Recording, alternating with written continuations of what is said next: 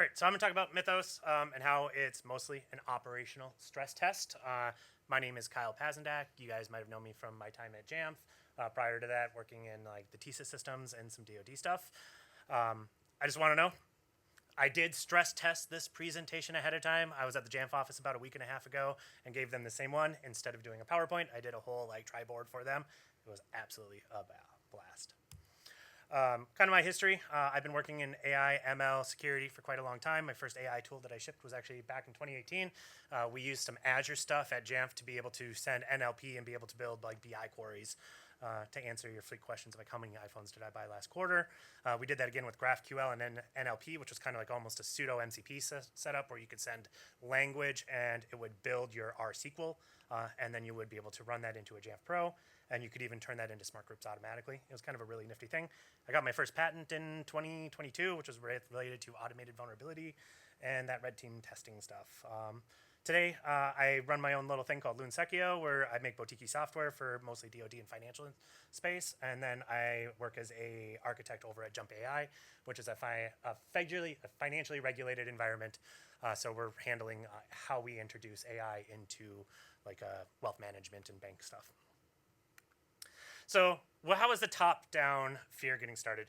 Well, it starts with the board directors. Well, I got a little bit of a spelling, but I don't think it's necessarily functionally wrong. So you'll get a board director or a board member, and they're going to say something like, hey, one of my other companies just got hit by these AI tools, or they open up their iPad and they're reading a Gartner thing saying, hey, what are we going to do? Everybody's getting hit about this. That then goes to your C-title, so your C-suites, so your CEO, your CTO, your COO. They send it to your VPs who wrap it into some kind of strategic initiative. They're going to call it the transformative AI or whatever. That becomes your director or your meetings, and then that turns into yours. And you turn around and have to say, hey, how do I protect us from a tool that I can't use with a budget that I don't have? So that's mostly what I'm going to be talking about here. So as Matt has been saying, we need to define things. And because I have the microphone, I get to be the definer. So to me, what a Mythos class LLM is, it's not necessarily that it's the frontier one. It's two specific things. It's typically the long tail tasks and uncapped resources. So if you happen to chat with anybody that has had access to Mythos or Daybreak, if you're in the OpenAI one, almost all of them will not be paying for tokens or credits. And that fundamentally changes the way that you're using the platforms because, well, you can, as I pointed out there, you can let it rip because you're not paying for it. And the long tail tasks that I'm talking about is like you can leave it running overnight. So you can do this with on-device hardware. I actually do it quite a bit with my MDOYVR stuff where I'm building threat models for applications on macOS. But you can give it like a day and a half to run because you don't have to worry about the compute. You've already paid for the hardware and stuff. I'm going to be totally honest. Like I've been doing this for about 20 years. I've never seen such a huge divide as what the red team has compared to what the blue team has. When you consider about the blue team right now, their budget is getting absolutely decimated right now because the blue team is your IT org. They're having to pay for IT. Or sorry, they're having to pay for all the AI tools in general. So, every quarter more users are using AI, and then every user is using more tokens. And then organizations like Anthropic are now saying, hey, you need to pay 10% more if you want to use US-bound compute. So it's like your costs are going up exponentially. Whereas like the red team, they have this advantage of they can go grab, a decent MacBook Pro or the Mac Mini or something, and they can just let it run all the time. And I can run, after this event, I can run through a couple of interesting AI ones that we've ran into through Jump. The general outcome, though, is there's an absolute explosion in what we're having to respond to. Just in the last 24 hours, if you guys have been noticing in the security space, we've had 2 different ways to completely shut off EDR agents in Mac. One of them, I'm going to give a lot of praise. Eru actually issued a CVE for one and patched it. That is totally awesome for them. They did it super quick.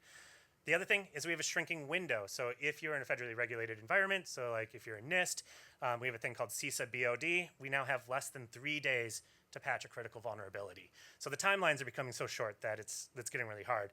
And then lastly, if you guys have been following like what's going on with curl, everybody's getting like a systemic burnout. Everybody's on edge about it. It's hard to keep up. There's lots of fake stuff in there, and it's really hard to keep up, and it's killing you.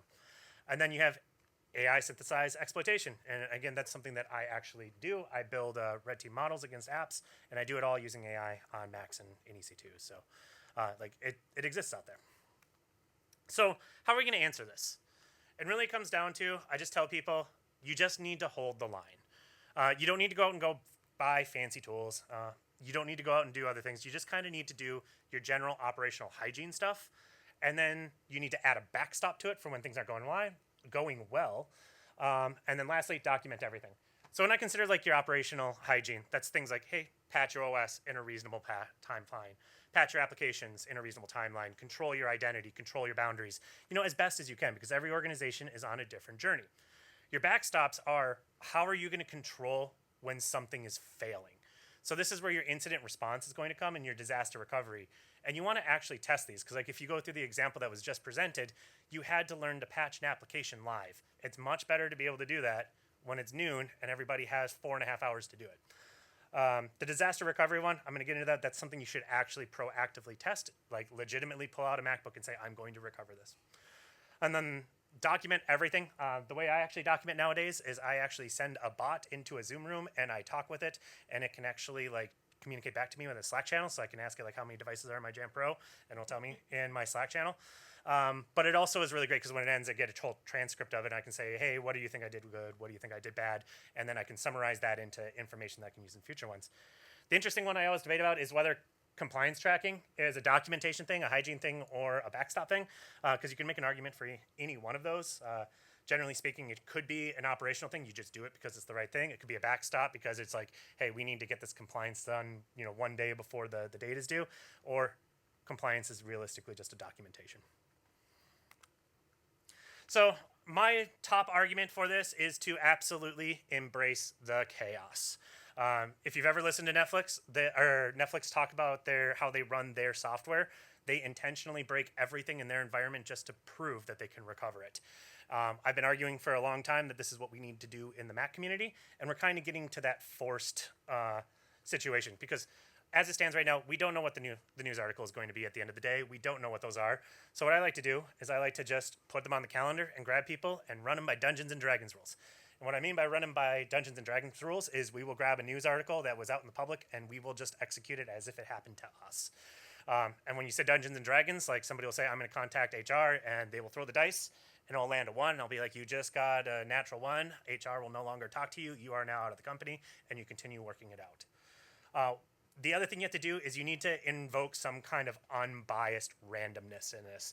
And I'm going to get that into the case studies after this, but you need to take your prejudice on choosing what events to force yourself to take a look at to make yourself actually look at all of them. The statistics only necessarily help you, like if you're going to do a chi-square test on how survivable you are, it only really works if you're actually testing everything. So if it says we're going to simulate unplugging the firewall, you got to simulate unplugging the firewall. So case study, I'm going to do 3 of these real quick, and then I'm going to talk about one other thing. So operational hygiene, patching your applications. If you do what's in the operational hygiene, you're going to solve probably 90%, 95% of all the CVEs you'll ever detect. Patch your operating system, patch or restrict browsers in your meeting software, and then your 20 to 40 favorite applications in your environment. The way to introduce chaos into this, so hey, you got operational hygiene. How do you stress test it with chaos? And I really like to take a random application, like literally open up your Jamf, open up your eRoot, your simple MDM, and literally ask the MCP server to say, provide me a random application. And you're going to sit there and you're going to actually sit there and go through the process of patching it because it uncovers some of these weird abnormalities.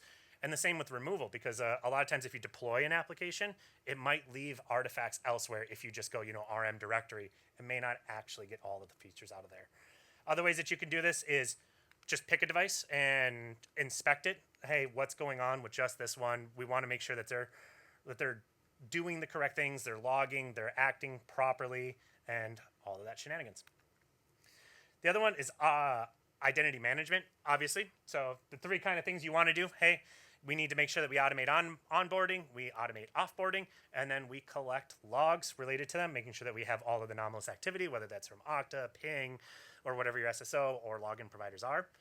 But how you introduce chaos into this is you do things like inspecting offboarded users. You simulate evil insiders. That actually led to litigation that I was involved in between a couple companies. You basically, hey, if I'm the most evil individual internally, what do? I would do it this way. And then you take that and then you look at your logs and say, is there anybody that's doing that? And then it did surface one of the situations. The one I would like to highlight is transitions. A lot of times, people who have been with the company for a very long time, they tend to get their rights quite wide, much wider than they should be, because you don't necessarily inspect their transitionary periods. The other one, and this is actually one of my favorite ones, if there's any DoD people, I'm sorry, I wrote SSP up there. I really like SSPs. SSPs are, if you do it correctly, it is a contractual thing, but what an SSP is, it's called a secure system plan, and you go through every single one of your vendors or applications, and you just write down facts about it. Who is responsible for it? Where does it run? Do you have SSO on it? Where are your logging? Where's your touch points? And then you keep them in a standardized format. The benefit today with a standardized format is you can turn around and use AI to pull that up. So if you have an incident with, like, say, Okta or something like that, you can bring up your Okta SSP, and it says, hey, here's all of my known trust boundaries. But again, check your access, check how admin rights get there. Is an admin account different than a regular user account? Are you using SCIM? Is SCIM available? Are you not using it just because it costs money? All those kind of things. And then the way that you introduce the chaos in it, test actual workflows, actually log in. I know somebody else earlier was saying this makes you become the owner of the system, and that is a risk that you sometimes take. But it is nice to find those N+1 systems and get into them and be like, what does it look like from somebody from this perspective?